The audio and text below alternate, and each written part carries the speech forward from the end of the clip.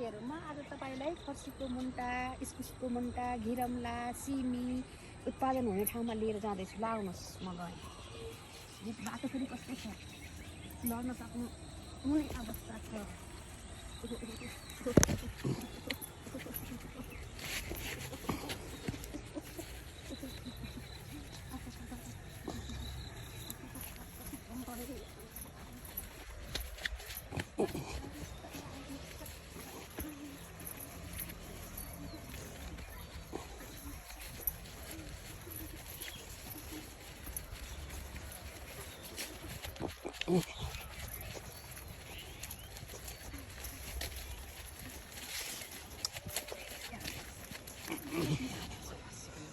यही बाटो है, यति राम्रो छ टिक्न न।